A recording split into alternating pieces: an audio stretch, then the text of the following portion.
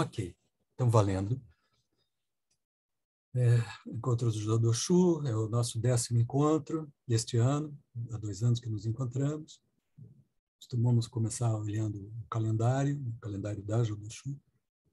Nos traz sempre um conhecimento, uma verdade.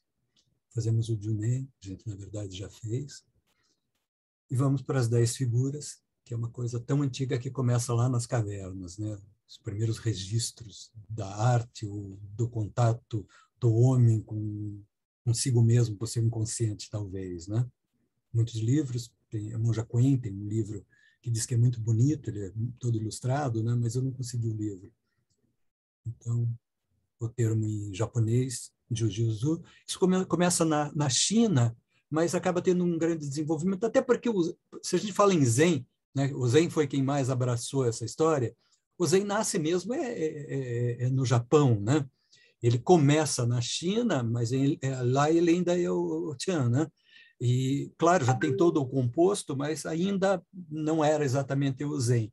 Agora que ele acaba, no Japão, se transformando no Zen, né? Então, a gente vai ver aqui, por diversos autores, que fala de um comentário de um lama tibetano. Você vê, é Zen, mas tem lama tibetano, tem várias correntes que olham para isso, né?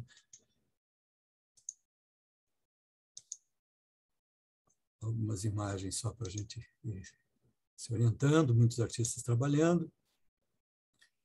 Eu trabalhei um pouco em cima desses 4 livros, né? São livros que eu gosto. Esse aqui, ele já faz uma mistura de Xing com budismo. É bem legal, mas é bastante complicado para a gente. Mas, de alguma forma, alguma coisinha eu peguei dele também.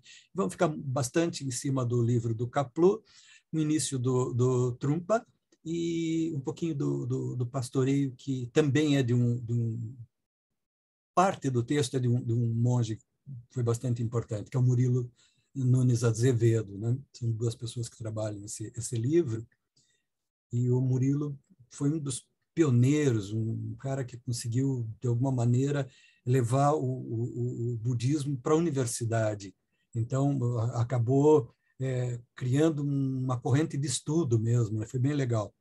Então, vamos lá. Esse é um comentário que ele faz nesse livro, esse capinha branca e azul, né? Tá? O Pastoreio do Touro, do mestre Kakuan, Shion Zenji, é um texto que, em sua simplicidade, revela as profundezas do ser e que está em nós adormecido.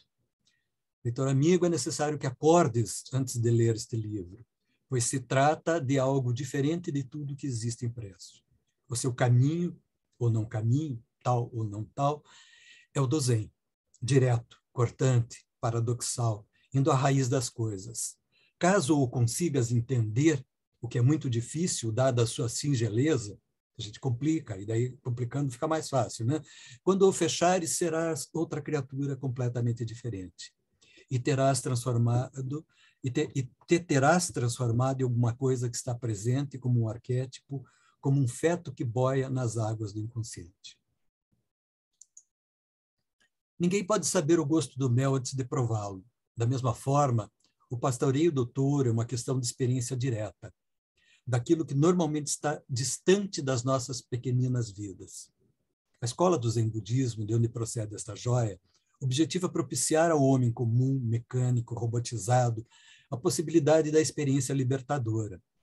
Como irão ver, caso meditem profundamente sobre este texto, Kakuan não preconiza uma fuga deste mundo, mas a captação aqui e agora da sua essência. A sua mensagem está além das palavras e das formas, e poderá provocar algo que irá, como um vulcão subitamente despertado, transformar as nossas vidas. Só que essa explosão poderá acontecer exatamente agora. Então, aqui temos a figura dele, em 1920, 2007, um escritor, um engenheiro, ficou famoso por livros filosóficos, a maioria envolvendo a filosofia oriental.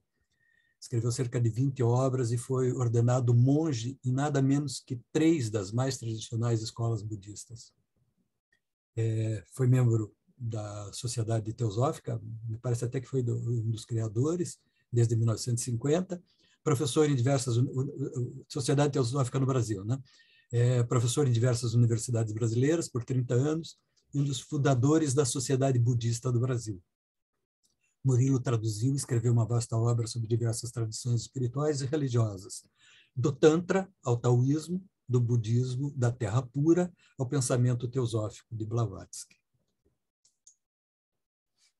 Esse é o outro livro, esse texto está dentro de um livro que se chama Mudra, que é um livro de poemas e canções do Chögyam Trungpa, que é do budismo tibetano. Mais especificamente, ele está numa linhagem que ele mesmo acaba juntando algumas coisas e formando. A gente vai ver um pouquinho mais para adiante, né? Então, o que é mudra? Mudra é um gesto, uma ação simbólica que dá expressão física a um estado interno. Então, você associa uma coisa fora com uma coisa dentro para ancoragem, né? Esse livro nominado Mudra, é de poesia, canções de devoção, foi escrito por Trungpa em 1959, entre 59 e 71. É espontâneo e é celebrativo. Nesse volume estão as 10 imagens do pastoreio dos bois, zen tradicionais, acompanhadas por um comentário exclusivo que oferece um sabor inconfundivelmente tibetano. Então, a gente vai olhar um pouquinho do zen, um pouquinho do tibetano, no mesmo momento, né? Então, aqui a gente tem a imagem dele, que é bastante divulgada. Eu acho que eu tenho no próximo slide. Deixa eu ver. Aqui, ó. Temos 3 momentos do Trungpa, né? Essa aqui, digamos, já pós-morte, né? Então, é como ele, de alguma maneira, é cultuado, né? Então, decidi incluir no livro Mudra as 10 figuras do boiadeiro, uma conhecida representação zen do treinamento da mente. Tão simples que deveria ser tomada como fundamento por todas as escolas budistas. Uma forma mais profunda de examiná-la em termos do desenvolvimento espiritual do Shravakayana, ou Mahāti. São coisas do budismo tibetano, então, para a gente pouco acessível, né? Também é chamada de Dzogchen Chenpo ou Dzogchen, ou a grande perfeição. Dentro da nossa visão, a grande perfeição é a libertação, é o Satori, é a ida à terra pura, né? Na tradição tibetana, algo semelhante com a doma de um elefante, mas refere-se especificamente apenas à prática de shamatha. Shamatha é um tipo de meditação, que é a meditação que se faz no Vipassana, né? Que é uma meditação ligada ao Theravada, né? Então, as coisas começam meio juntas, todas vêm de uma mesma coisa e vão se abrindo, né? Então, ali a gente está falando de tibetano, mas está com um pé no shamatha, que é do Vipassana, né? Nas figuras do boiadeiro, o processo evolutivo de dominar o touro é muito semelhante à visão vajrayana. Então, todo mundo lembra, né, que o Vajra é a terceira via, né? A gente tem o Hinayana, o Mahayana e o Vajrayana. Vajra é a linhagem que se desenvolveu no Tibete, né? E eles trabalham a transmutação de energia. É a linhagem que mais trabalha esse tema, né? Em particular, retornar ao mundo, como a expressão da compaixão do Nirmanakaya, mostra a realização final do Zen, que automaticamente ou automotivamente leva à sabedoria do Mahāti. Então, esse foi um texto que foi... Esse livro é em inglês, uma parte do texto foi traduzida por Padma George, né? E o Mahāti é o ensinamento que ele chamava de abertura completa. Então, quem estuda um pouquinho do tibetano já entende um pouquinho disso, né? Então, as 10 figuras do boiadeiro, por Trungpa, 1940-1987. Mestre de meditação e artista budista tibetano, detentor das linhagens Kagyu e Nyingma, do budismo tibetano, e criador do budismo de Shambhala. A Sueli, especialmente, deve lembrar muito do Shambhala, que a gente fez um curso juntos, né? E ela chegou a apresentar alguma coisa aqui. É um budismo muito bonito, muito, muito moderno, né? Então, ele diz que nas figuras do boiadeiro, o processo evolutivo de dominar o touro é muito semelhante à visão vajrayana, que é a terceira via da transmutação de energia. Então, é um processo que você faz. O que energia é essa? É a nossa energia que recebemos quando nascemos, ou como existimos, né? Então, sempre que você faz algum trabalho psicológico, você está falando dessa energia. O desequilíbrio sempre acontece em não saber trabalhar com essa energia.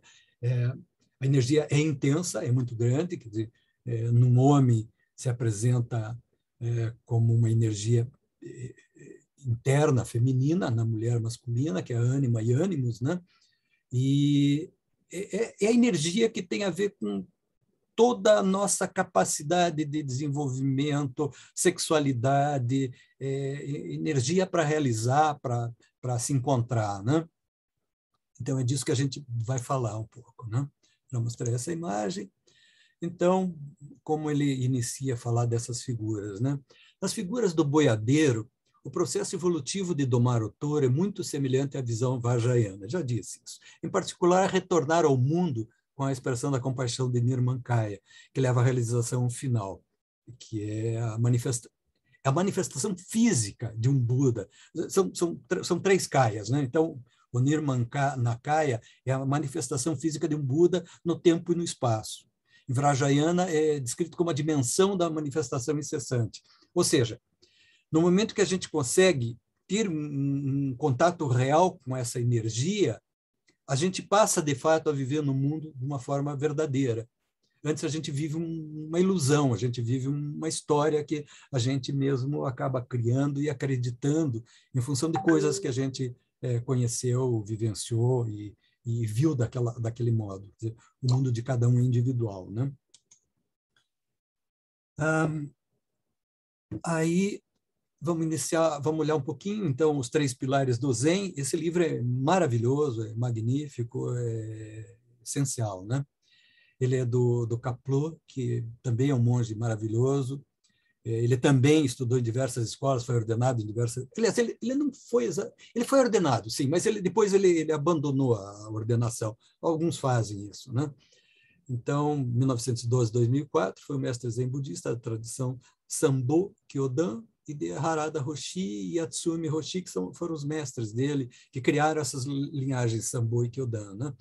Um misto de escolas japonesas, de Zen e de Soto Rinzai. São duas escolas fortes japonesas, né? E ele esteve nas duas. Ele achou que bolo pela metade não valia, tinha que fazer inteiro, né? E ele viveu nos Estados Unidos, ele criou muita coisa interessante lá, né? Então, as 10 figuras de apacentar o boi, comentários e versos, entre as várias formulações dos níveis de realização do Zen, nenhuma é mais amplamente conhecida do que as figuras de apacentar o boi. Uma sequência de 10 ilustrações, com comentários e prosa em verso. É provavelmente por causa da natureza sagrada do boi na antiga Índia, a gente começa a entender por que essa história do boi, né? Que esse animal veio a ser usado como símbolo da natureza primária do homem ou natureza Buda. Então, quando a gente diz que uma pessoa tem uma energia muito forte, que ela tem um caráter muito acentuado, a gente está falando dessa energia, né? Então, ainda do Kapleau, né? As 10 figuras de apacentar o boi, Cacuan julgando que isso estava incompleto, então ele está falando do cara que trabalhou essa sequência das imagens, né? Já havia uma coisa antes dele e depois ele modificou alguma coisa, adicionou, né? Então o Cacuan achou que não estava completo, acrescentou mais 2 figuras além do círculo. Então eram 8, eram 7, o oitavo veio a ser o círculo, o Enzo, né? E o 9 e o 10 também criação dele, né? Então a gente tem essa versão de 8, tem a versão de 7, tem a versão de 10, né? Ele queria tornar claro que o homem zen de mais elevado desenvolvimento espiritual vive num mundo secular de forma e diversidade e une-se com a máxima liberdade aos homens comuns. Isso tem muito a ver com o Jodo Shu, inspirando-os pela sua própria compaixão e irradiação, andar pelo caminho do Buda. Essa versão foi a mais largamente aceita no Japão e revelou-se no decorrer dos anos como uma fonte de instrução inesgotável de inspiração para os estudantes Zen, não só o Zen, né? Aqui apresentamos, conforme a explicação na página em Desenhos Modernos, de tinta e pincel, por Gyokusei Kihara. Vamos ver várias imagens, né? Porque muita gente trabalhou isso daí. Então, essa é a imagem, como ele diz, moderna, né? Os desenhos originais e comentários são atribuídos a Kakuan, não esses os originais, né? E é um mestre chinês, século XII, mas ele não foi o primeiro a ilustrar por meio de figuras sucessivas a realização do Zen. A história das 10 figuras é a realização, não do Zen, a realização da nossa, do encontro com nossa própria energia, com nossa própria individualidade. Dentro de um processo junguiano, isso seria chamado um processo de individuação. Dentro do budismo, isso é um processo de iluminação, é o processo de você fazer todo o caminho até você chegar a si mesmo, no caso do nosso budismo, e a terra pura, né? Existem versões mais primitivas da quinta e da oitava figura, ou seja, aquelas figuras já tinham sido modificadas, né? Nas quais o boi branqueia progressivamente e o último desenho é um círculo. Isso deixa subtendido que a percepção da unidade, isso é o apagamento de qualquer concepção de si e do outro, já era a meta final do Zen. O que é o apagamento de si mesmo? É do eu, né? E do outro, porque quando você dissolve o eu, você também passa a ser o outro. É disso que a gente está falando, né? Então, vamos lá, começar a historinha, procurando o touro. Procurando o touro é quando você começa a desconfiar que alguma coisa não está certo na vida, né? Então, vamos lá. A inspiração para esse primeiro passo, procurar o touro, é a sensação de que as coisas não são íntegras, que, de alguma forma, alguma coisa está faltando. É aquela inquietação, né? Esse sentimento de perda produz dor. Você está procurando algo que faça a situação se endireitar. Você descobre que as tentativas do ego na direção de criar um ambiente ideal são insatisfatórias. Então, nesse momento da procura do touro, muita gente começa a procurar coisas que não vão resolver. E aí entram todas as distrações da vida, né? Pode ser o álcool, pode ser o sexo, pode ser até a religião, né? De alguma maneira, a gente quer tapar a ferida com algo que não remedia, né? Então, aqui a gente vai na visão mais agora do Kapleau, um outro tipo de desenho. É um sumier, mas isso veio sendo reproduzido por tipografia, então ele perdeu bastante a qualidade, mas é um sumier também, né? Então, o que o Kapleau fala da procura do boi? O boi nunca se extraviou realmente. Então, por que procurá-lo? Tendo voltado as costas à sua verdadeira natureza, o homem não pode vê-lo. Por causa de sua corrupção, perdeu de vista o boi. O que a gente está vendo nisso? Quer dizer, a gente nunca deixa de ter a natureza Buda, mas a gente não consegue contactar com ela. A gente se acha muito pequeno. Os outros, sim, podem iluminar, podem virar santo, mas eu não tenho vocação para isso, não vai dar, né? Então, por quê? Porque a gente vai se apegando a hábitos, a coisas que realmente não levam a isso, né? Então, se não vem essa grande inquietação, que às vezes vem através de uma doença, vem através de um grande problema, de um acidente, de uma situação financeira, às vezes, né? A pessoa, às vezes, não acorda. Ela passa a vida meio que num dolce far niente em relação ao trabalho que deveria ser feito, o trabalho da espiritualidade, né? Então, a corrupção é porque ele perdeu de vista a sua própria natureza, né? Ele vive como uma persona que o mundo moldou e para a qual ele se ajusta, né? Então, repentinamente, defronta-se com um labirinto de caminhos entrecruzados. A ambição de ganho terreno e o pavor da perda surgem como chamas extintas, ou seja, primeiro um furor de busca, né? Precisa muito dinheiro, precisa ser famoso, precisa... E, de repente, nem isso mais está funcionando. Então, é a hora que vem um certo desespero e que a pessoa começa a buscar alguma coisa maior, né? Então, ideias de certo e errado projetam-se como adagas, ou seja, você já não tem claro o que é certo e o que é errado, e isso te traz mais dor ainda, né? Porque a verdadeira natureza, a melhor expressão dela, é quando você tem a condição de olhar para alguma coisa e saber se aquilo é correto, se aquilo é bom, se aquilo traz proveito, se aquilo traz mais malefícios, né? Então, na medida em que a gente não pode contactar com a gente mesmo, que a gente perdeu o boi, que a gente desconfia que tem um boi em algum lugar e a gente acha que é possível encontrá-lo, mas estamos numa fase onde nem sequer pegadas, né? Procurando o boi. Desolado através da floresta e aterrorizado nas selvas, ele procura o boi, que não encontra. Acima e abaixo, rios escuros, sem nomes, praiados, em matas espessas, ele percorre muito. Isso é poesia, né? Estamos falando de muito lá atrás, mas já é poesia. Quer dizer, se pega um problema do encontro consigo mesmo, se transforma em poesia, se transforma em arte, né? Isso perdura e passa os séculos, né? Não é um ensinamento como a Bíblia ou um sutra, é uma coisa muito mais leve, né? Então, cansado até os ossos, com o coração pesado, é assim que nos sentimos no dia a dia, né? Continua a buscar algo que não pode encontrar. Ao entardecer, escuta cigarras gorjeando nas árvores. Procurando o touro. Sozinho na selva, ele o busca. Grandes rios, montanhas. Isso é o texto do outro autor, do livro Aquele Azul, né? Só para ver como as coisas são parecidas, não exatamente iguais, né? Perdido na selva, ele o busca. Grandes rios, montanhas distantes, caminhos sem fim. Exausto e desesperado, não sabe para onde ir. Perdido na selva, desolado, ele procura incessantemente. Esses somos nós, né? Aqui uma imagem ele é um sei, ele já é um monge, mas ainda é um monge em treinamento, que é o Cláudio Miklos, né?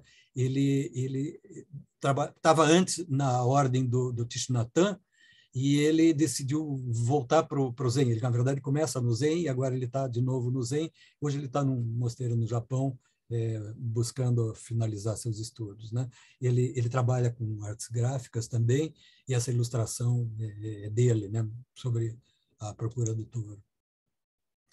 Segundo quadro, descobrindo as pegadas. Então, quando é que você descobre as pegadas? Quando você já começa a seguir alguma coisa. Talvez como nós, que começamos a seguir o budismo, a gente já achou uma pegada. Né? A gente já acha que é possível que a gente acabe, de alguma forma, encontrando aquilo que a gente sente que está faltando.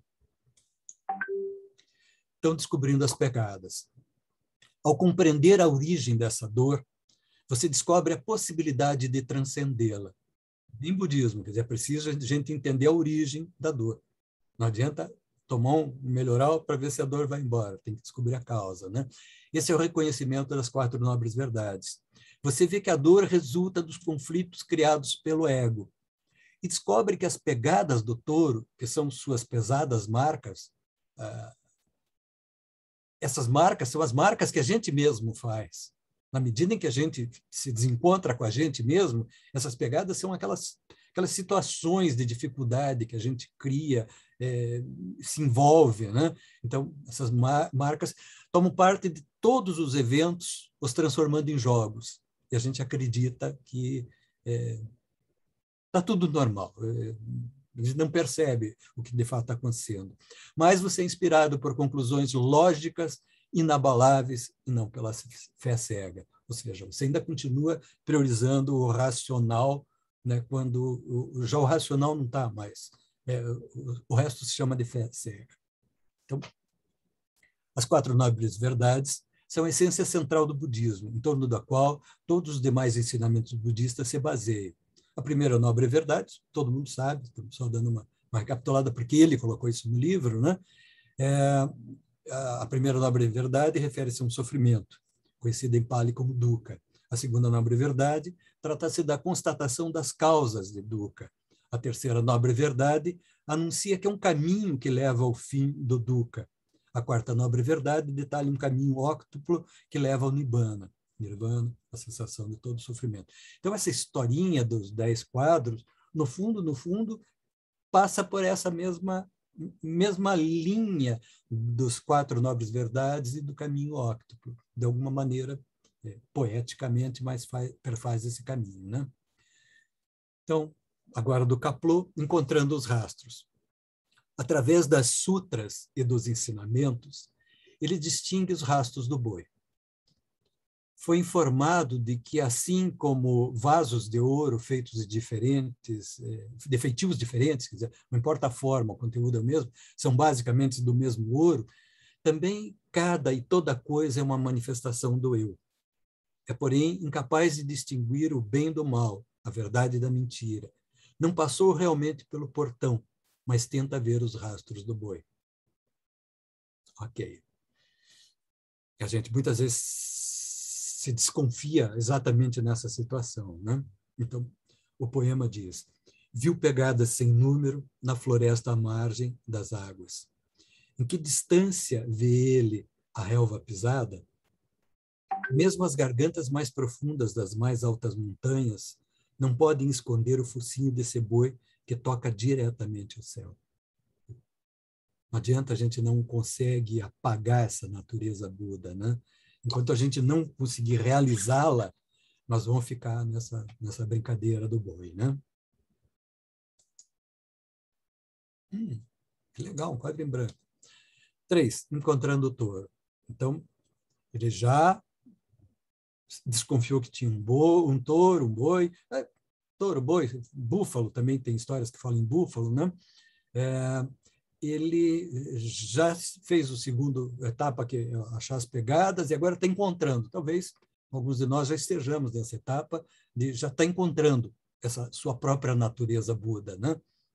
Então, vamos lá, uma outra representação, encontrando o touro. Você fica pasmo ao perceber o touro e então, porque já não há mais nenhum mistério, você se pergunta se ele está realmente ali. A gente sempre duvida das coisas, né? Você se pergunta se ele está realmente ali. Você percebe sua qualidade insubstancial. A gente não gosta do insubstancial, a gente quer que tudo seja concreto, né? Você perde a noção de um critério subjetivo. Quando você começa a aceitar essa percepção da não dualidade, você relaxa, porque não precisa mais defender a existência do seu ego. Você pode dar-se ao luxo de ser aberto e generoso. Você pode começar a ver outras formas de lidar com seus projetos. Isso em si é alegria. É o primeiro nível espiritual da conquista de um bodhisattva. Então, esperamos que a gente esteja entrando nesse momento, né? Então, pelo Kapleau, primeiro vislumbre do boi, a gente ainda vê uma partezinha dele só, né? Já desconfia que tem uma natureza Buda ali, né? Se ele apenas, o primeiro texto é a explicação que ele dá e a poesia. Talvez vamos inverter, começar com a poesia. Um roxinol gorjeia num ramo. O sol brilha nos salgueiros ondulantes. Ali está o boi. Onde poderia esconder-se? Essa esplêndida cabeça, esses cornos majestosos, que artista poderia retratá-los? Ou seja, você já começa a poetizar mesmo a visão, né? Então, se ele apenas escutar atentamente os sons cotidianos, esse é o comentário do Kapleau, né? Chegará à compreensão e, no mesmo instante, verá a verdadeira fonte. Os 6 sentidos não são diferentes dessa verdadeira fonte. Ou seja, a gente vive através do contato que nós temos pelos sentidos. E esses sentidos nos enganam, porque a gente faz um processamento, esse processamento é mental, a gente não tem um contato real com a realidade. A gente vive uma realidade que a gente transcodifica e cria cada um ao seu jeito, né? Então, em qualquer atividade, a fonte está manifestadamente presente. É análogo ao salto na água ou a liga na tinta. Isso são notinhas de rodapé que eu não achei importantes, esqueci de tirar, né? Quando a visão interior está corretamente focalizada, chega-se a compreender. Então, a compreensão, né? Há um crescendo aqui no encontro consigo mesmo, capturando o touro. No momento que nós encontramos nossa própria natureza, nós descobrimos uma natureza rebelde, indomável. Nós somos essa coisa rebelde, indomável. Até que, claro, a gente consiga trabalhar essa natureza, né? Então, todos nós, por princípio, temos um cérebro mais rápido que qualquer outro, que é o reptilíneo, onde a gente tem manifestações realmente animalescas, né? Então, vamos lá. Capturando o touro. Após ter o vislumbre do touro, você descobre que a generosidade e a disciplina não são suficientes para lidar com suas projeções. Você ainda tem que transcender completamente a agressão. Você tem que reconhecer a precisão dos meios hábeis. O budismo trabalha sempre com a ideia de que existem meios hábeis e meios que não servem para nada. Os meios hábeis são aqueles para os quais a gente precisa se educar, a gente tem que adotar como hábito, tem que se fazer. Alguns, claro, trazem pela própria natureza um gosto pela coisa verdadeira já, mas na maioria das vezes a gente parece que tem uma tendência a pegar o caminho errado. Não por maldade implícita, mas por ignorância. Então, o budismo fala muito dessa ignorância, né? Então, você tem que reconhecer a precisão dos meios hábeis e a simplicidade de ver as coisas como elas são, o que está ligado com a compaixão plenamente desenvolvida. Com o ego não é possível compaixão. O subjugar da agressão não pode ser feito num panorama dualista. É preciso um compromisso total com o caminho compassivo do Bodhisattva, ou seja, um desenvolvimento mais amplo da paciência e do vigor.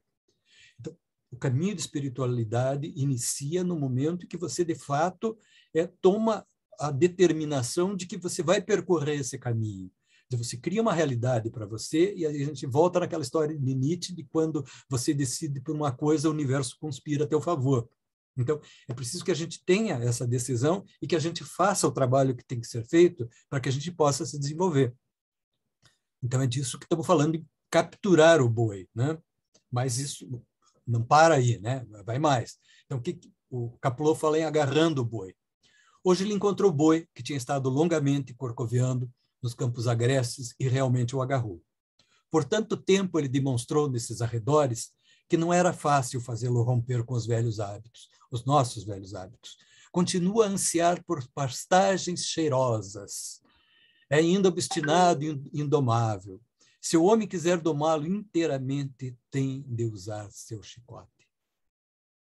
Esse chicote nós temos que usar conosco mesmo, porque senão a gente não sai dessas pastagens cheirosas, né? Nós nos iludimos, boas coisas da vida. Ele precisa agarrar o laço com firmeza e não deixá-lo escapar, porque o boi tem ainda tendências doentias, são forças selvagens. Ora se precipita para as montanhas, ora vagueia numa garganta nevoenta. Próximo passo, domando o touro. Então, o quinto quadro, domando o touro. Uma vez capturado o touro, atinge-se sua doma através da atenção meditativa, panorâmica e do lancinante chicote do conhecimento transcendental. O Bodhisattva conquistou as ações transcendentes, adquiriu as paramitas e não se fixa em coisa alguma. Veja, isso é muito difícil, porque o próprio vídeo que a gente assistiu termina como todas as fábulas ocidentais. E no final foram felizes para sempre. Nunca mais o boizinho vai abandonar, né? Vão ser felizes para sempre. A gente anseia tanto essas coisas que a gente acaba deixando, né, que essas coisas nos dominem. Então, por isso a gente precisa desenvolver as paramitas, que são as virtudes que nos levam a fazer a travessia, a grande travessia, que é estar do outro lado. É importante que a condição... Veja, várias vezes ele já falou no que é o Bodhisattva. O Bodhisattva é a figura que nasce no momento em que se entende que a salvação não pode ser individual. Então, no Hinayana ainda tem essa questão, né? Quando você entende que primeiro você tem que salvar o outro, só para depois você se salvar, que é o que Buda Amida faz. Ele faz uma promessa que, se ele não conseguir levar as pessoas, ele também não vai. Então, no momento que a gente começa a ter esse tipo de convicção, aí é possível a gente desenvolver as paramitas. Então, a gente acaba, de alguma maneira, no domar o touro, a gente acaba domando o próprio egoísmo. Então, vamos lá. No budismo, chama-se de paramitas as perfeições ou culminações de certas práticas. Tais práticas são cultivadas para percorrer o caminho da vida sensorial. É o samsara. Nosso samsara é feito das nossas sensações, né? A iluminação. Vai do samsara à iluminação, o nirvana. No Mahayana, elas são 6. Dana, paramita, que é generosidade, doação. Sila paramita, que é virtude, conduta apropriada.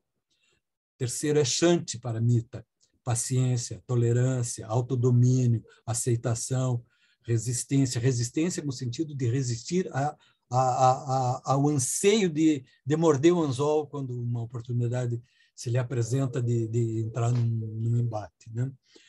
Quarto é Virya, paramita, energia, diligência, vigor, esforço, quer dizer, a determinação de se manter, né? A quinto é Jhana, paramita, que é o que a gente obtém através da meditação, da concentração, da contemplação. Lembram que na roda dos 8 passos do budismo, a meditação entra lá no finalzinho, né? No sexto, ela começa a se manifestar, no sétimo e no oitavo, que de fato ela estão presentes, né? Então, se a gente não faz o trabalho da meditação, e essa meditação pode ser a meditação que a gente conseguisse entender melhor, né? O próprio Nimbutsu é uma meditação. Só é preciso que você tenha esse trabalho de não soltar o piloto automático, de soltar um namami e se distrair do mundo, né?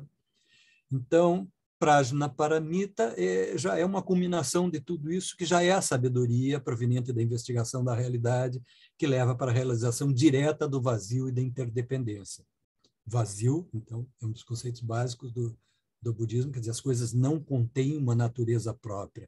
No momento que eu deixo de ser eu mesmo, eu passo a ser parte de uma natureza cósmica, que é a natureza Buda.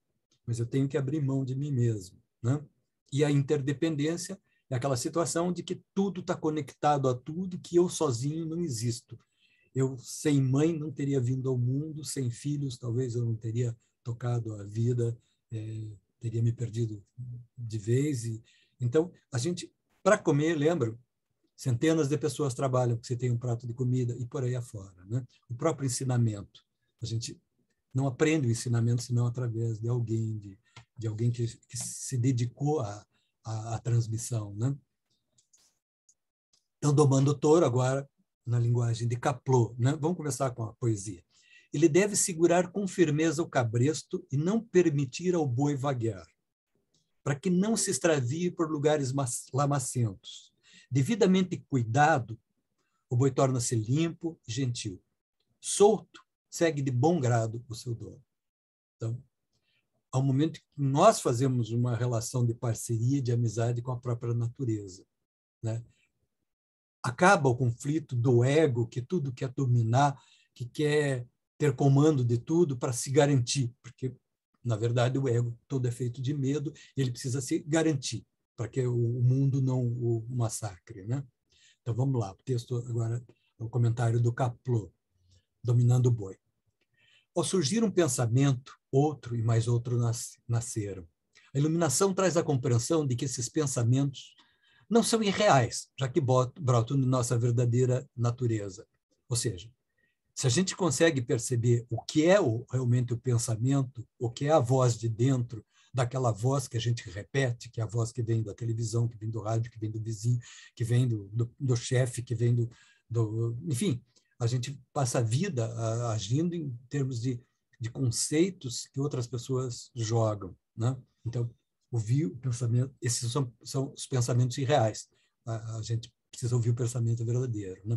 É somente porque a ilusão ainda permanece no que eles são considerados irreais. Esse estado de ilusão não tem origem no mundo objetivo, mas em nossas próprias mentes. A mentira é a nossa mente que mente para a gente, né?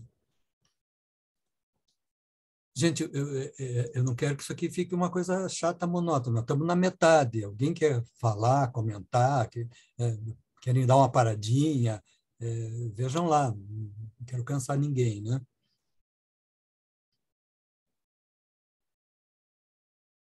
Nobody? Continuamos, então? Deixa eu Vamos em tomar. frente.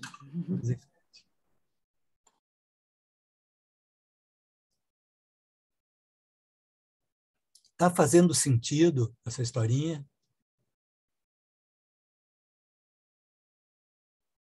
Conseguem se ver nela? Então vamos lá. É uma... Montando o touro indo para casa. Já não há mais nenhuma busca. Achou que tinha que buscar alguma coisa, se buscou essa coisa, se encontrou essa coisa, né? E aí? É como quem quis ficar rico, né?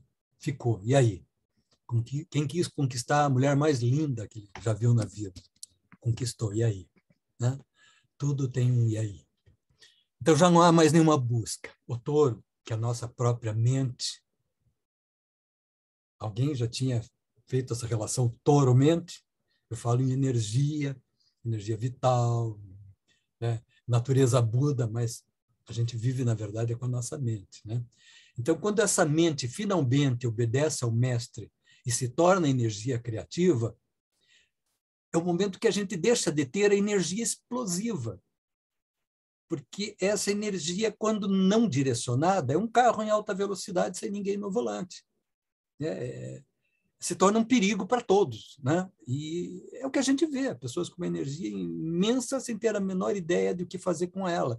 E elas poderiam fazer alguma coisa que, pela quantidade de energia que elas demonstram, seria um grande benefício para a humanidade. Mas não tem ninguém no comando, né? Então, a mente da gente é um ótimo operário, mas não pode ser o gerente da história, né? A gente tem que ter o comando. Então, esse é o momento, é o rompimento final que leva ao estado da iluminação, o Samadhi Vajra, o 11º Bhumi. Isso é uma linguagem específica do Zen, né? Quer dizer, aqui não é nem do Zen, não. Isso aqui não é o Kapô. Aqui nós estamos falando daquele mestre tibetano, né? Então, com o desdobrar da experiência de Mahamudra, a luminosidade e a cor da mandala transforma-se na música que guia o touro para casa. A gente entende essa luminosidade, essa mandala, tudo, na verdade, está dentro de uma mandala aqui, né? A mandala é uma representação da realidade. É quando a gente coloca o universo inteiro junto, né? A gente não está mais fracionando as coisas. Por isso ele fala nessa questão, né? Então, Mahamudra, literalmente, o grande selo, é uma prática usada no budismo tibetano, especialmente nas principais escolas, que é a Kagyu, a Sakya, a Nyingma e a Gelug, né? O Mahamudra, também chamado de Dzogchen, faz parte de uma corrente de métodos indianos de exercício, ou seja, começa lá na Índia, depois se desenvolve mais no Tibete. Então, 6º quadro, montando no boi, ou traz de volta para casa. Cavalgando livre, como o ar, ele volta animadamente para casa, através de uma bruma da tarde, de capa e amplo chapéu de palha. Onde quer que vá, produz uma brisa fresca, enquanto profunda, tranquilamente domina uma brisa fresca e profunda que tranquilamente domina seu coração. Esse boi não precisa nem de uma folha de relva. Isso é a mente Buda, simbolizada pelo boi, é inteiramente suficiente a si mesmo. No momento que você, por isso, o momento da iluminação é o momento em que já nada mais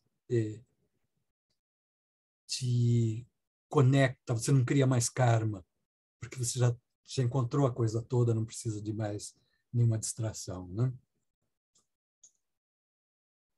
Outra representação dessa mesma imagem. Isso lembra muito Lao Tse, lembram de Lao Tse?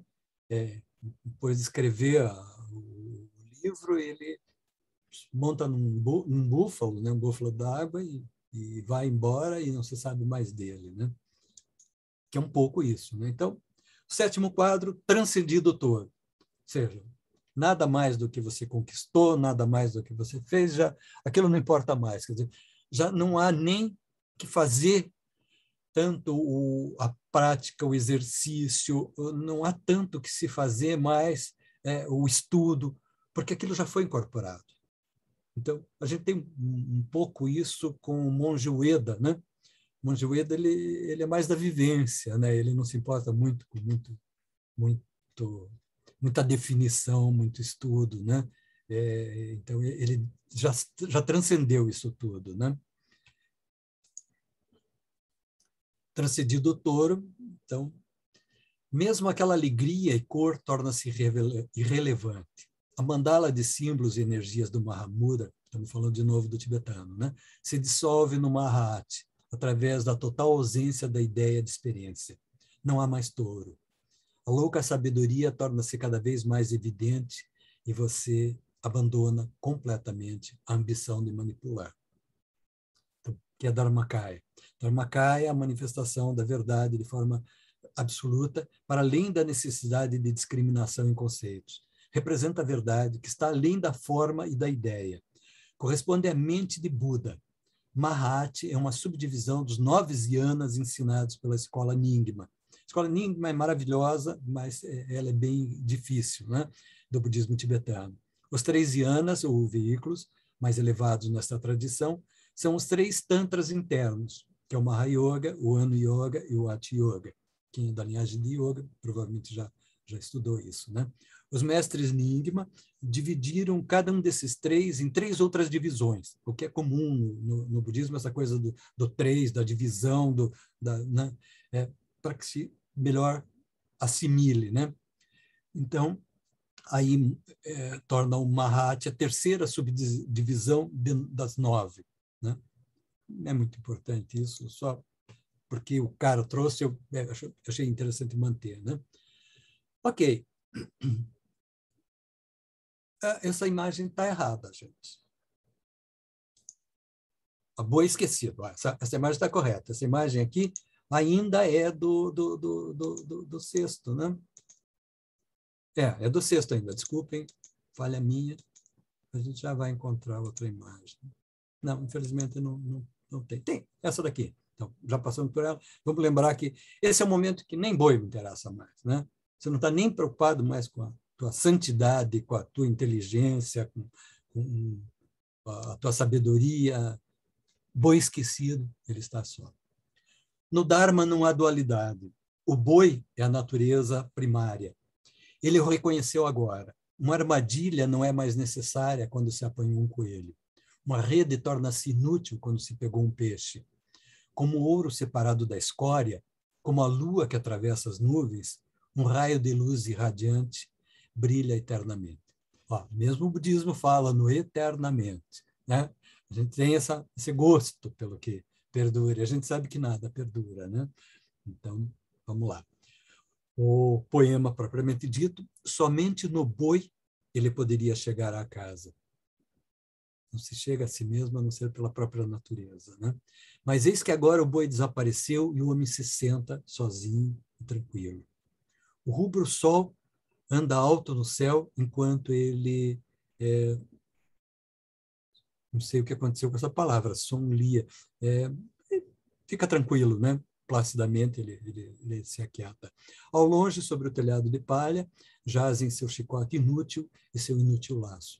Sem o laço, ele não pegava o boi, sem o chicote, ele não domava o boi, e nada disso mais tem qualquer sentido. 8º quadro. Transcendidos o touro e o eu. O vazio. Atinge seu vazio. O vazio de tudo. Chega-se à própria natureza, que é o vazio. Dentro disso tem muito aquele ensinamento, lembram do rosto que você tinha antes de nascer?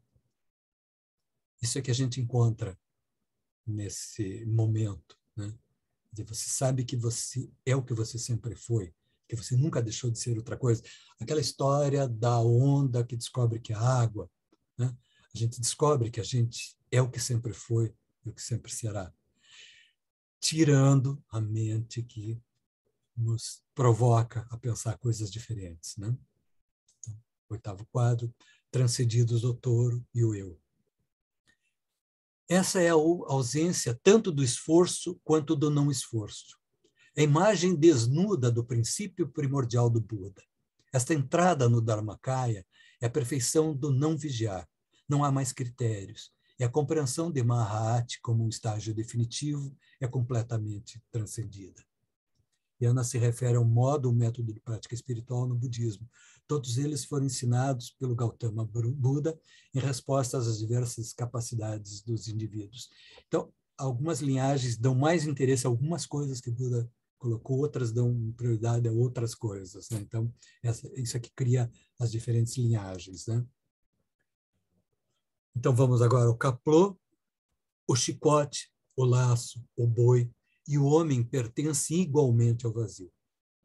E todas as ferramentas que você usa continuam sendo a mesma coisa que sempre tudo foi, né? Tão vasto e infinito é o céu.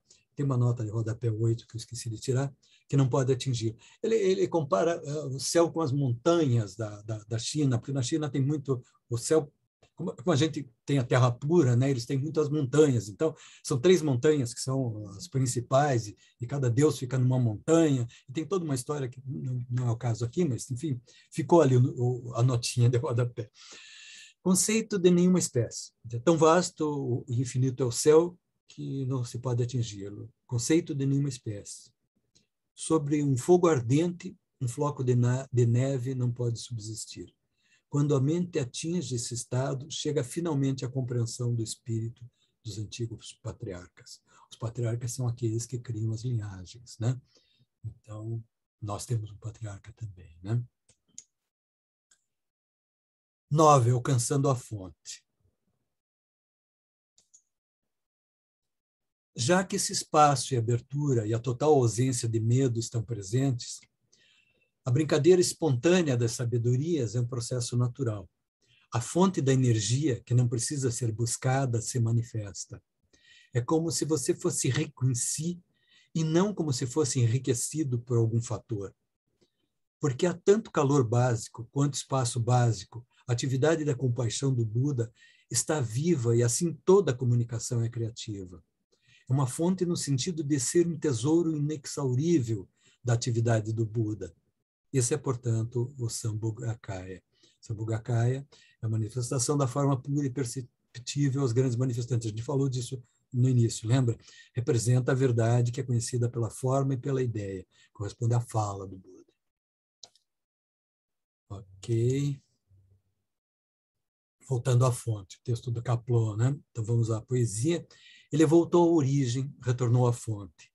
Mas foi em vão que tomou suas providências. É como se estivesse agora cego e surdo. Sentado em sua cabana, não almeja as coisas que estão fora. Os riachos serpenteiam por si mesmas, as flores vermelhas desabrocham naturalmente vermelhas. Então, é como se estivesse agora cego e mudo. O que ele está falando?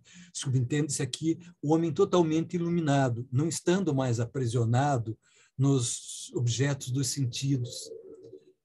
Absorve-se, tão esquecido de si mesmo naquilo que ouve e vê, que o seu ver é não ver e o seu ouvir é não ouvir. Que é uma experiência que a gente tem no momento que está fazendo a meditação, né? Vamos dizer, uma amostra grátis disso que a gente vivencia, né? E sentado em sua cabana não almeja as coisas que estão fora. Isso quer dizer, visto que a iluminação traz a compreensão de que a pessoa atinge o universo e tudo o que há nele. O que há para se almejar após isso? Então, o comentário do Kaplô, né? Desde o puro princípio, não houve tanto quanto um grão de poeira para macular a intrínseca pureza. Ele observa o crescer e o decrescer da vida no mundo, enquanto permanece imparcial num estado de imperturbável serenidade. Esse crescer e decrescer não é fantasma ou ilusão, porém, uma manifestação da fonte. Essa fonte é a coisa mais... A fonte em nós é a natureza Buda, né? Essa é a fonte que nos alimenta, né? As águas são azuis, as montanhas são verdes. Só consigo mesmo ele observa as mudanças incessantes das coisas. Então, aquele alguma coisa, o que aqui? Por que não há necessidade de lutar por alguma coisa? A notinha de rodapé. Se, como dizem os sutras, a nossa natureza essencial é Bodhi, perfeição, por que todos os Budas têm que lutar pela iluminação e perfeição? Perguntou Dogen, um dos grandes criadores do budismo Zen, que foi só capaz de resolver esse paradoxo após anos de um árduo esforço que culminou em sua própria iluminação. por que essa luta para conseguir o que não precisa lutar para conseguir. É um koan, né? Ok. Vamos lá. A 10ª imagem.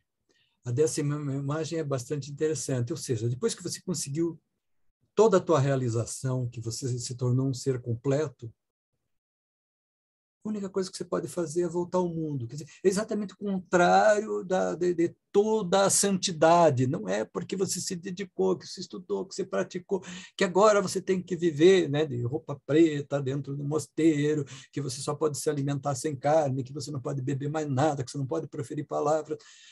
Não, pelo amor de Deus, se você conseguiu tudo isso, volta para a vida e derrama isso em todos que você encontrar.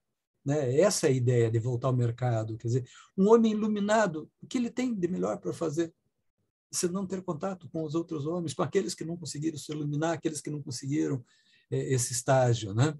Então, ao contrário de tudo, a gente imagina que cada vez a gente vai se isolar mais. Não é.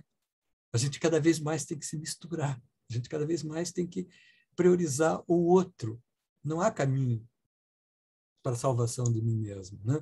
Então, em meio ao mundo, o Nirmanakaya, de novo, nota de rodapé, o terceiro aspecto do Trikaya, a manifestação física de um Buda, falamos também, no tempo e no espaço. Em Vajrayana, estamos falando daquele monge tibetano, é descrito como a dimensão da manifestação incessante. Tá, vamos lá. Então, o Nirmanakaya é o estado completamente desperto de estar em meio ao mundo.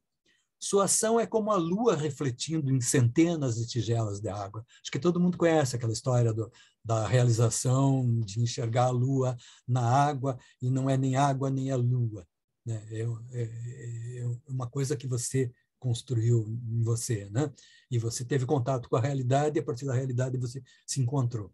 Então, a lua não mantém o desejo de refletir, mas essa é a sua natureza.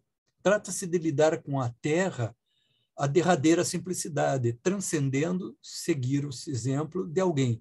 É o estado de completo fiasco, o cachorro velho. Você destrói o que precisa ser destruído, subjuga o que quer que precise ser subjugado, e você se importa com o que precise que você se importe. É um despojamento total. É um momento em que você não se agarra mais a nada, né? Esse é o final da história. Quando você se volta para o outro e você está em condições de ajudar o outro. É a realização do Bodhisattva. Por Kapleau, vamos começar com o poema. O poema não é do Kapleau, o poema é uma tradução dele, né? Que depois teve uma tradução. Interessante esse livro, Os Três Pilares do Zen. A gente abre ele no início e ele tem um texto aqui que diz, deixa eu ver se vocês não conseguem ver, né? Tradução da Abadia de Nossa Senhora das Graças. Talvez um dos mais importantes livros do Zen, e foi traduzido pela Abadia de Nossa Senhora das Graças. Ou seja, a gente já tem aqui uma visão, uma colaboração do cristianismo trabalhando com o budismo. Nossa Senhora das Graças, estamos falando de outra realidade. Então, as coisas se juntam, não tem divisão, não há separação, né? É assim que deve ser, né? Então, o poema. Com o peito descoberto e descalço, ele entra na praça do mercado. Enlameado e empoeirado. Como sorri mostrando os dentes. Sem recorrer a místicos poderes. Faz as árvores secas florescerem de repente. Nota de rodapé é um outro modo de dizer que o homem totalmente iluminado, porque toda a sua personalidade está banhada numa radiação interior, traz luz e esperança aos que estão na escuridão e no desespero. Então, esse é aquele homem que suas mãos fazem boas ações, suas palavras fazem boas ações, sua presença faz com que as coisas aconteçam da melhor forma. Comentário do Kapleau, entrando na praça do mercado com mãos serviçais. Algumas religiões têm, o próprio monge Ueda, O que monge Ueda é? É um monge missionário. Ele se entregou, mãos serviçais, a realizar alguma coisa. Por isso ele abandonou a terra dele, por isso ele veio ao Brasil e começou do nada. O primeiro templo dele era uma mesa.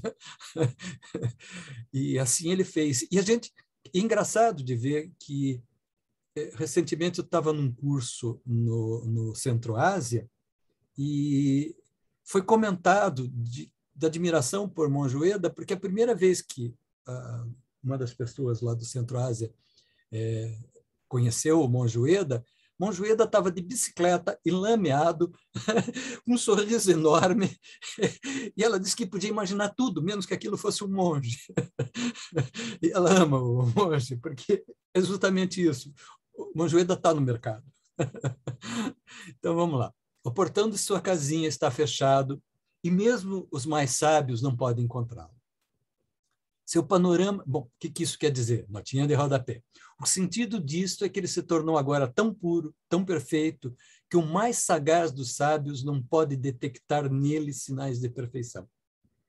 Quando você vê que trata-se de um anjinho, ainda não é anjinho. Quando você vê que trata-se de um sábio, ainda não é um sábio. Essa é a grande brincadeira, né? Seu panorama mental desapareceu por fim. Segue seu próprio caminho, não tentando seguir os passos dos antigos sábios. Carregando uma cabaça, passeia pelo mercado, apoiando seu bordão, volta para casa. Ele guia os estalajadeiros e os estalajadeiros e os peixeiros no caminho do Buda. Aqui erro meu, coloquei novamente a mesma palavra ao copiar o texto, né? Well, então, vamos olhar aí um por um os quadros, né? Passei por eles, relembrando o significado de cada um. Aqui tem uma ordem diferente. Existem ordens diferentes. A gente vai, conforme o livro que você pega, no período em que aquilo foi feito, né? São diferentes ilustrações. Se Monge Ueda estivesse aqui, ele estaria lendo para a gente o que diz. Eu consigo ler que é 1, que é 2, que é 3, não muito mais.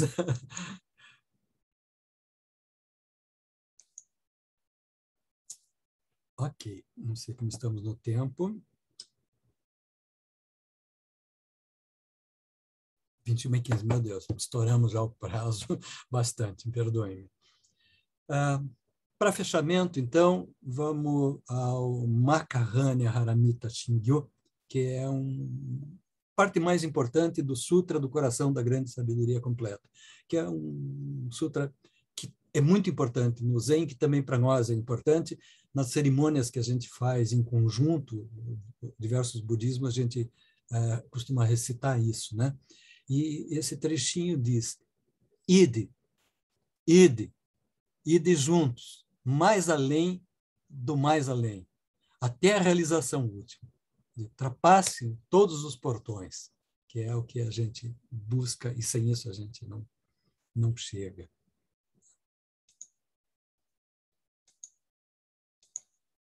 Ok, vamos parar de compartilhar e vamos ver se ainda tem alguém, se tem alguém acordado. Vamos ver. Parou de compartilhar já a tela? Ainda não. Sim, parou. Parou. Então tá. Ok. Então vamos lá. Alguém gostaria de falar, comentar, perguntar, enfim, vamos a uma experiência verdadeira. Me perdoem, eu me alonguei demais, eu não imaginei que... Bom, na verdade, a gente começou com 15 minutos de atraso, né? Então, na verdade, usei o tempo certo, só que a gente começou esperando as pessoas, né? Nossa, Jubal, interessante como é que ele chama mesmo, o mestre Kakuan, né, conseguiu sintetizar os ensinamentos do budismo em 10 quadros, né? Maravilhoso, né? Meu Deus do céu, Poder de cada síntese, né? quadro é digno de muito estudo, né? Que dá para tirar muita coisa daí. É bem gostoso. Que interessante, que criatividade. Então, na verdade, o touro representa a nossa mente ou a nossa natureza búdica, que eu fiquei meio confusa. Porque quando a gente fala da nossa mente, a gente fala desse Quando a gente aspecto começa a mais separar indomável. tudo, quando a gente Oi? começa a separar tudo, Sueli, a gente já está incorrendo no erro, tá? Entendi. Porque enquanto a gente está conseguindo distinguir, vamos lá, a grande história do Ocidente, corpo, mente, espírito. Enquanto essas coisas não estiverem juntas, estamos mais do que na dualidade, estamos numa trialidade, né? Entendi. Mas a nossa natureza é buscar o entendimento primeiro para depois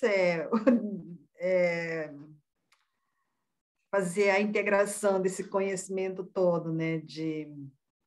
Desse desapego aí, dessa não dualidade, né? Dessa entrega. Isso. Tem essa integração, quer dizer, todos os processos de integração, quer dizer, a gente precisa pegar, por exemplo, o exemplo do processo do Jung, né? É preciso que você enxergue o que você não consegue ver, porque a gente vê o que a gente quer ver. Então, me vejo um sujeito estudioso, né? Mas e o que eu não vejo em mim? Muitos amigos podem me dizer isso na cara. Pá, você é isso. Mas eu não consigo ver isso. Não é que eu estou mentindo para mim. Eu tenho filtros para não ver. Enquanto a gente não consegue integrar esse lado obscuro, que é a sombra, a gente não tem o todo. Lembra do desenho do Tao, do Yin, do Yang? Quando você não integrar as coisas, você está partido, fracionado, vive aos pedaços. Então, a ideia é essa, é de integrar. Mas para integrar é preciso que você ache essa outra coisa. Quando você vai em busca da tua natureza Buda, você vai passar por toda a tua sombra Buda. Alguns amigos já me perguntaram, mas qual é a sombra de um iluminado? Eu digo, quanto mais iluminado, maior a sombra. Quanto mais forte a luz, mais forte a sombra. Né? Por quê? Porque a gente, quando avança, não avança numa direção só, a gente está indo no todo. Né? A gente imagina que as coisas são assim, como a gente vê linha de tempo. Né? O tempo não existe, né? O próprio espaço não existe. Mas a gente precisa desses conceitos para a gente se achar, se entender. Essa é a grande dificuldade. É a gente conseguir tirar essas historinhas da cabeça da gente. E isso não é fácil.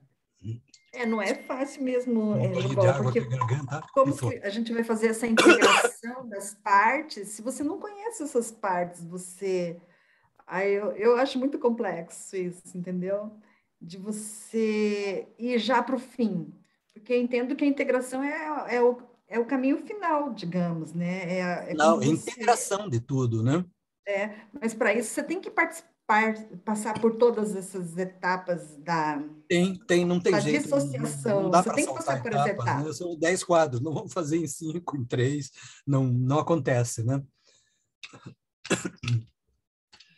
É Ah, interessante. Iracema, Muito. será que podia ligar um pouco o microfone?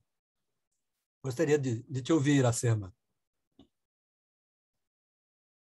Teu filho está contigo, Iracema? Oi, boa noite. Boa noite, tudo bom? Tudo bem, obrigada. E vocês? Paz também. Você gostou do tema? Gostei, na verdade, eu já li esse livro, entendeu? Eu já Hum, conheci, ela veio, tudo, né? isso, ok, Um pouquinho melhor, né? Então, legal. aham. Ótimo. Mas, eu, assim, uma iniciante, não entendo nada. Não, mas a historinha você já conhecia.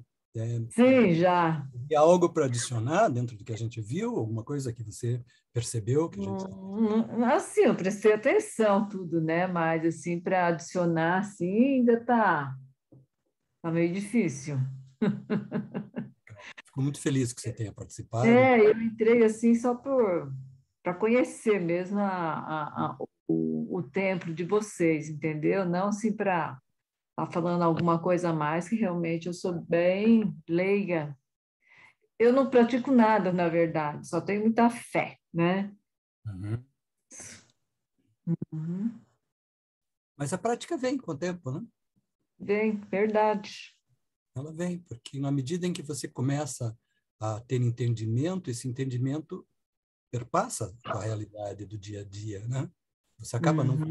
ser diferente daquilo que você já entendeu que seria o caminho, né? Uhum. Isso acaba sendo a prática. Verdade.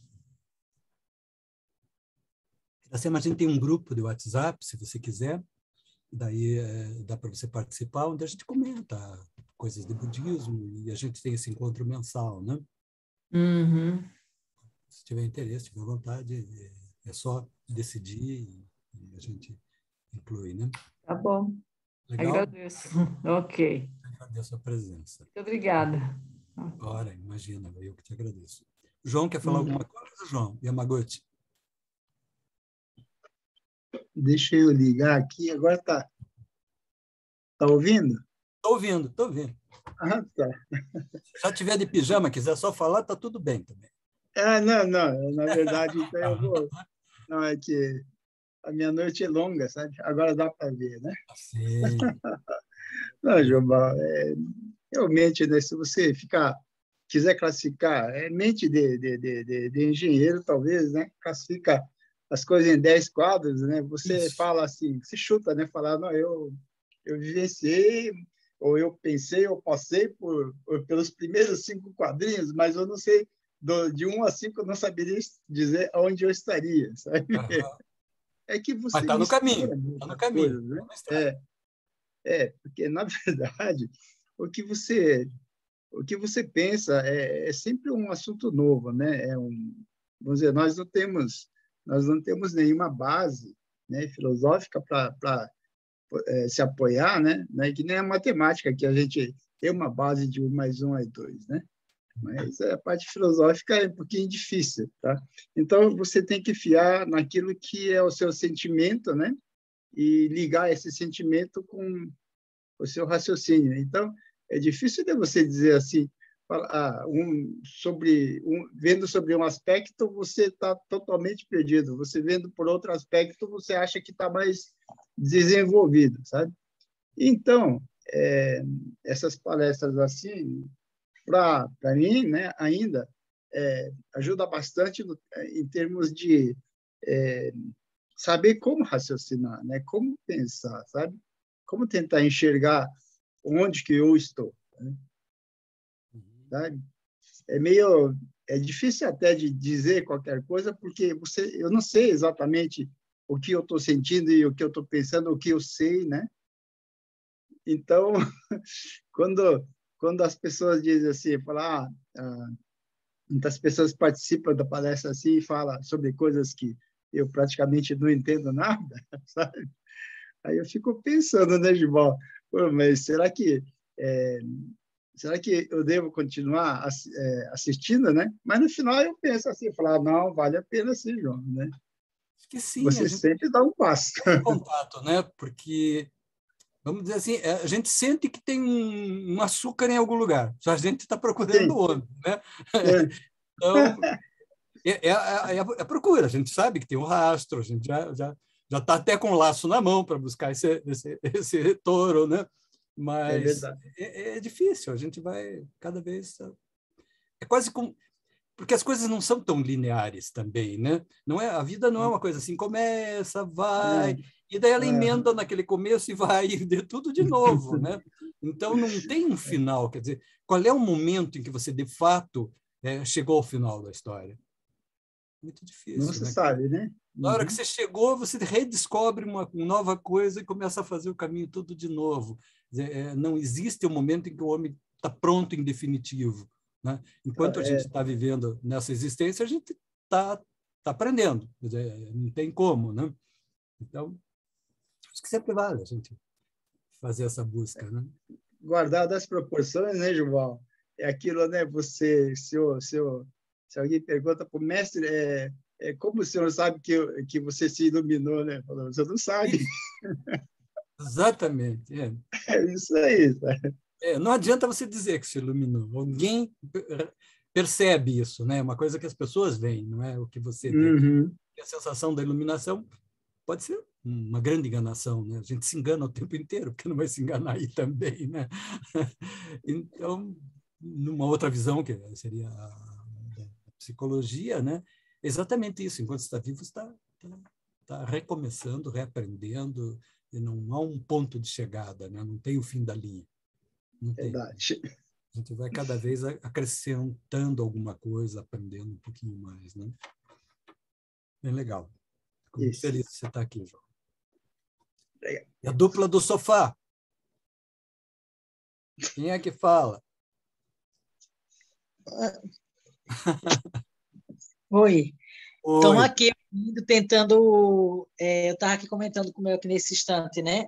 Das parábolas, da profundidade, e como o cristianismo e como o budismo transitam em vias semelhantes, como eles se valem muito de metáforas, né? Isso. Para a gente poder se aproximar desse entendimento que é tão profícuo e muito elevado ao mesmo tempo. Para se entender, requer não apenas ouvir, mas eu sempre digo a meu filho, buscar praticar, porque tudo que a gente só ouve, a gente só coleciona. Tudo que a gente ouve e pratica, a gente usufrui e se experiencia, e ao mesmo tempo em que a gente agrega, né, sedimenta aquilo, né? Eu peço sempre, essa parte que você falou aí, né, que a gente sempre está retomando o caminho e nunca estamos prontos, estamos sempre buscando, e é fato, né? Mas eu sempre digo, quando a gente busca realmente, a gente se conecta, né? A gente se pluga, aquilo que a gente busca também nos atrai. Eu espero um dia caminhar minimamente nesse caminho, porque ouvir é fácil, praticar nem tanto, mas é possível. Uhum. Verdade. O que vai fazer a grande diferença depois é a prática, né? Porque a gente senta para meditar. E para que a gente senta para meditar? Para que a gente sinta o gosto de o que é estar naquele estado e que você possa trazer isso para o teu dia a dia. Então, quando você está lavando louça, você está meditando, porque você conseguiu reconectar aquele estado. Então, cada coisa que a gente vai conseguindo, a gente vai colocando no dia a dia da gente, né? O budismo fala no armazém de sementes, né? Nós temos todas as sementes dentro de nós. Semente de coisa boa e semente de coisa ruim. À medida que você rega essa sementinha, você está regando, né? É claro, você começa a colher coisa boa, né? Porque você tem olhos para ver isso, tem ouvidos para ver isso. Tem gente que não consegue, não vai. Então, claro, todo dia a gente está, de alguma maneira, dando mais um passinho nesse nossa trilha, né? Nesse caminho que a gente está tentando fazer, no caminho do budismo. Legal, muito, muito bom. Bom que vocês estão aí também. Mel, será que quer falar alguma coisa? Não, só agradecer mesmo pela mensagem de hoje, foi muito boa. Deus abençoe. Que bom. Legal, obrigado. Ok, gente. Alguém mais gostaria de colocar alguma coisa? É só reforçar, Jubó, que foi muito feliz esse tema, apresentando para nós essa metáfora, né, dos ensinamentos do budismo em cada poesia, em cada ilustração, né? A gente vê que é uma oportunidade de até aprofundar um pouco mais, porque a gente vê que está todos os ensinamentos aí dentro e que é uma forma lúdica de aprender. E você passou assim em poucas horas, tanta Lembra coisa. Quem viu o vídeo sem entender a história, era só uma brincadeira. Depois de entender a história, já não é mais tão brincadeira, né? Até pensei assim, nossa, cada quadro merece um encontro, porque são tantas possibilidades que se apresentam, e muito interessante a riqueza desse processo. Eu trabalhei esse tema com o grupo de Xing, porque aí cada quadro se relaciona a um hexagrama. Então, isso dá pano para manga. A gente está no terceiro encontro e, sei lá, vai ter mais alguns ainda, porque a gente começou a ver a correlação do quadro com o poema, com o texto do Xing, né, com a imagem do Xing. Então, fica bem, bem interessante. Quem sabe um dia a gente Isso, acho que é bem legal, de repente, cada um traz a sua leitura a partir do que é oferecido, né, na poesia ou na ilustração, e acho que dá belos aprendizados, né? Podia ser uma colagem, né? Eu conheço alguém que dirige questões da colagem. Opa, é mesmo, né? Podemos fazer juntos, Gibão. Legal, eu topo. Parabéns e obrigada por essa oportunidade de apresentar essa expressão tão rica, né, de informação, de conhecimento, de aprendizado. Obrigada, Gibão. Feliz de estar com vocês aqui. Ok, gente. Então, depois de gravado, a gente vai passar o link, né? E aí, talvez surjam mais dúvidas, a gente vai conversando. Não sei ainda qual vai ser o próximo tema, mas, enfim, até lá a gente pensa alguma coisa. Tá bom? Adorei esse. Muito obrigado, então. Até o próximo encontro. Uma ótima noite para todo mundo. Tchau, tchau. Tchau, tchau. Tchau, gente. Tchau. Boa noite. Boa noite.